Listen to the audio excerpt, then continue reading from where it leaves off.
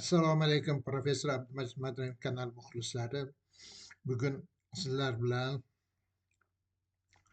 buyuk Boburiylardan 4-si shahzodalik paytida Sulton Salim degan taxtga chiqqach Nuriddin Muhammad Jahongir nomini olgan 4-buyuk Boburiy to'g'risida suhbatlashmoqchimiz. Bu shahzoda butun jahonda tan olingan Boburiylarning eng buyugi deb ataladigan Jaloliddin Muhammad Akbarning katta tilab olgan o'g'li edi. Jaloliddin Muhammad Akbar hokimiyatini mustahkamlagach 28 yoshigacha farzand ko'rmaydi, o'g'il farzand ko'rmaydi. Shundan so'ng u juda ruhiy ma'naviy tushkunlikka tushib iloj izlaydi va odamlarning tavsiyasiga binoan Sulton Salim Chishti degan aziz avliyodan borib najot so'raydi va nihoyatda u keyin 4 ta farzand ko'radi. O'shalarning biri Sulton Salim edi. Sulton Salimning onasi Rojput malikasi Jodhabay yoki Hira Kumari degan ayol. U ayol Akbar bilan tengdosh, hatto bu malika 1 yosh katta ham bo'lsa kerak. Shundoq bo'lsa ham Akbar o'z davlatini turli fuqarolarni birlashtirish maqsadida bu Rojput malikasiga uylanishga rozi bo'ladi va shunday qilib o'zini taxtini Rojputlarni o'z tarafiga og'dirib mustahkamlaydi. Endi Akbarni davlat maqsadini ko'zlab qilgan bu ishi keyincha yaxshi samara beradi. Endi mana Sulton Salim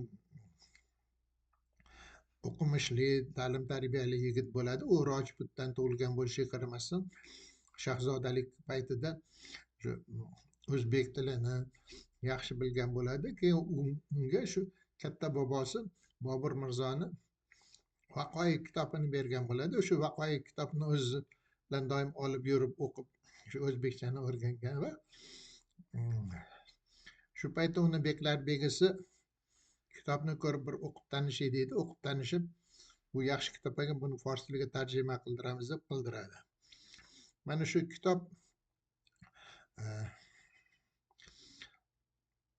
Jahongirni yozishi Zahirdin Muhammad Bobur bo'lgan voqealarni 29-yilgacha yozilganlarni oqqa ko'chirib ulgurgan va shu 29-yil oxirrog'i yilning bir qismi va 30-yil voqealarini qoralama yozib ulgurgan, uni oqqa ko'chirib ulgura olmagan bo'ladi. Bu oqqa ko'chirilmagan qismi Jahongirning gapi bo'yicha 4 juz deydi. Endi ingliz olimlardan biri bu kitobni 1 juzvi deb 2 varoq aytiladi dedi. Yo'q, 2 varoqdan 12 varoqgacha ya'ni juplab yopilgan qog'oz bo'ladi. Ularni muqovaga tikish uchun juz deydi. Keyin juz degani ba'zan pora ham deydi. Mana Qur'onni 30 pora deydi. 30 juz deyish mumkin. Shu 30 qism, shu juz degani unaqa kam bo'lmaydi. Keyin mana shu Boburnamani Buxoro qo'lyozmasi yoki Qozonda bosilgan kitobning oxirida o'sha Haydarobod qo'lyozmasida yo'q voqealar bayoni bor. Ana shu voqealar bayoni demak bizga shu shahzoda Sulton Salimni qo'li bilan yetib kelgan va 1600 7-yili Kobulda bo'lib, Kobul shahri bilan tanishib, u yerni bog'larini ko'rib, keyin Bobur qurdirgan Taxti Shoh degan joyi bor ekan. O'sha joyga Bobur shu Taxti Shohga o'zini nomini bitkazgan ekan, taxt yaratgan. Shu taxt yonida hovuz ham bo'lgan, doira hovuz. Endi u doira hovuz unaqa katta bo'lmagan, unga ramziy sifatida maylar quyilib, kelgan mehmonlarga, boshqalarga berilar ekan. Xuddi shu Jahongir ham Kobulga kelib o'sha bobosini taxtiga o'xshatib taxt yarattirdim deydi. Unga keyin butun ajdodlarim Sohibqiron Amir Temurgacha bo'lganlarning nomlarini yozdirdim deydi. O'sha taxtda Bobur 1508-1509 qildirgan ekan. Nima ham Jahongir ham buni shunaqa qildirib yozadi. Endi Jahongir, Amir Temur, Bobur an'analarini davom ettirib o'zini tarixini yoza boshlaydi. Avvalgi tarixini bir qismi Vaqoi Jahongiriy deyilgan ekan. Keyin bu voqealar 12 yilligini yozib o'zi keyin kotibi baxshiga topshiradi, uni bir jild qilib kitob qilishadi va qolgan yillari ham kitob bo'lib Tuzuki Jahongiriy Jahongirnoma degan kitob 2 jildda yaratilgan bo'ladi. Endi birinchisini hammasini Jahongir o'zi yozib olib borgan, keyingisini o'sha kotibi yozib yakunlagan deydi. Endi bu kitob Boburnomadan ko'ra o'sha Temur tuzuklariga bir tomondan o'xshaydi, bir tomondan sal boshqacharoq. Mana bu ingliz tilidagi nashr, bunda sal kichikroq qilishgan. Endi bu kitobni qo'lyozmalari jahonda ko'p ekan. Endi bizda Sharqshunoslik universitetida ham bir nechta qo'lyozma bor ekan. Bu qo'lyozmalarni ustozimiz olimi Dilorom Yusuf va Ra'no Jalilovalar tavsifga olgan. Bu kitobni Jahongirnoma deb tavsif qilishibdi. Endi Jahongirnoma bilan Tuzuki Jahongiriyning orasida katta farq nima yo'q. Shu Jahongir yozgan kitob. Endi Tuzuki Jahongiriy degani Amir Temurga taqlid qilingan deydi. Keyin Boburnomani forscha tarjimasini Hindistonda Tuzuki Boburiy deb ham atashadi. Bu an'anaviy shaklda yozilgan kitob deyish mumkin. Endi bu kitobda nimalar bor? Bu Jahongir o'zi qanaqa yigit? Endi Jahongir eng buyuk davlat arbobini o'g'li. Endi bu Jaloliddin Muhammad Akbar uni qilgan ishlari 50 yillik hukmronlik qilgan, butun dunyoga mashhur. Endi buni o'g'li ham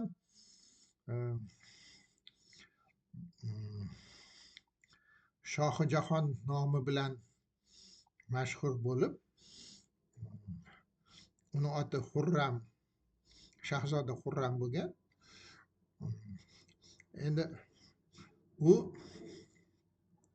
Jahongir musavvirlari faoliyatiga katta e'tibor bergan, otasi Akbar kabi, va u saroydagi bitta rassomni Nodirul Asr degan, bittasini Nodiruzzamon degan, Nodiruzzamon deb Abul Hasan aytgan, Nodirul Asr deb Mansur degan rassomni aytgan.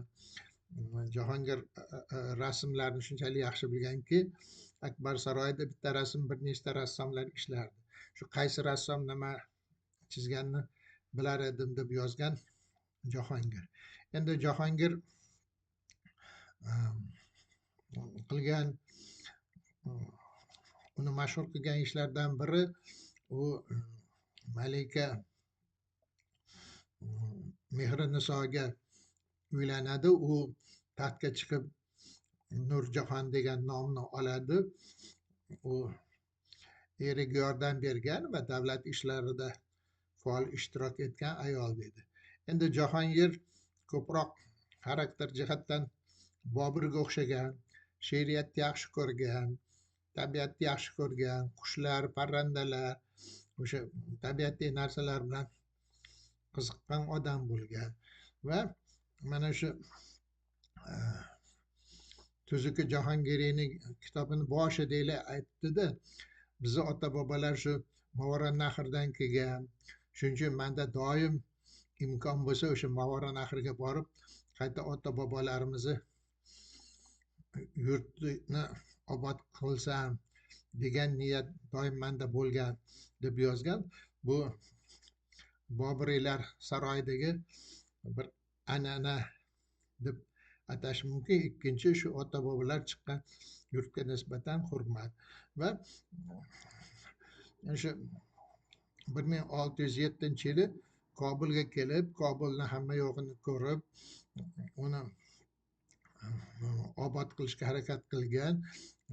Zahiriddin Muhammad Bobur qabri ustiga qo'yilgan toshdagi yozuvni o'sha Jahongir Mirzo qabri ustiga chiroyli toshda yozuvlik tosh qo'ygan. Keyin uni o'g'li Shohjahon kelganda uni sal nariroqda marmar masjid qurdirgan. Va endi Jahongir bir Kobulga kelganda 8 ta bog' bor edi deydi. Shu bog'ni 3tasi ayollar sharafiga qurilgan ekan. Birinchi bog' Shahar Oro bog'i, bu eng katta bobolaridan Sulton Abu Said Mirzoni qizi Shahar Bonu Begimga bag'ishlangan ekan. Keyin yana 2 ta bog' aytadi, otamning katta onasiga bag'ishlangan edi deydi. Yana bir bog'ni meni katta onamga bag'ishlangan bog'im dedi. Demak, Kobulda 3 ta bog' ayollarga bag'ishlangan ekan. Va o'zi davrida ko'rgan bog'larning ichidan Chorbog' Kobuldagi eng katta bog', u yerda eng ulkan chinor bor. Bunaqa ulkan chinor hech qayerda ko'rilmadi deydi. Bu menimcha o'sha hozirgi bog'i Bobur davrida Navro'z bog'i deyilgan. Keyin Zahiriddin Muhammad Bobur qabri olib kelib qo'yilgandan keyin bog'i Bobur nom bilan mashhur bo'lgan joy bo'lsa kerak. Endi men sizlarga Jahongir to'g'risida gapirganimdan maqsad, hozirgi paytda bizda tariximizga e'tibor katta va Toshkentda islom sivilizatsiya markazi yaratilyapti, u deyarli bitib qoldi. Ana shunda ham Boburiylar to'g'risida ma'lumotlar beriladi dedi. Bizda bu Nuriddin Muhammad Jahongir to'g'risida tarixchi Turg'un Fayziyev Timuriylar shajarasi degan kitobda ma'lumotlar bor edi. Keyin qo'lyozmalari to'g'risida Sharqshunoslik instituti qo'lyozmalar tarixiga oidlarini Ra'no Jalilova va ustozimiz Larom Yusupova katalog qilgan, o'shanda tavsifga olingan. Va qisqacha ma'lumot Zahiriddin Muhammad Bobur ensiklopediyasida bor. Lekin biz bu nimani yaxshi bilsak, o'zimiz doiramiz keng bo'ladi. Nuriddin Muhammad Jahongir doim bobosini yurtiga hurmat bilan qaragan va o'z davrida elchini juda katta sovg'a salomlar bilan Buxoroga jo'natgan. Lekin Buxoro amiri bo'lgan odam bu Jahongirni jo'natgan juda katta boylik, boshqa sovg'a salomlarini bilib turib ataylab nima qilmaydi, chunki odam boylik bilan emas, odam ma'naviy boyligi bilan faxrlanish kerak degan Imom Qutlug'xon degan hokim bo'ladi. Shunaqa munosabatda bo'ldi deydi. Umuman Jahongir hayotni yaxshi ko'rgan, she'riyatni yaxshi ko'rgan. Tazkira-i Zeboyi Jahongiriy degan tazkira tuzdirgizgan, Mavara nahridan borgan o'sha tazkira navislarga yaxshi muomala qilgan. Jahongirni biz yaxshi bilsak, uni o'sha o'ziki Jahongirnoma degan asarini, uni hayoti faoliyatini ibratli tomonlari juda ko'p. Jahongir boshqa Boburiylardan farqli o'laroq u Lohur shahriga dafn etilgan. Lohurda uni ajoyib maqbarasi bor.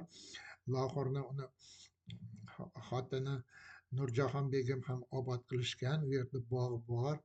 Keyin u yerda qasr bor. Qasrini devorlari devoriy rasmlar bilan bezatilgan va bejizga ingliz tarixchilari Jahongirni, Sulton Salimni ham buyuk Boburiylar qatoriga qo'shgan emas.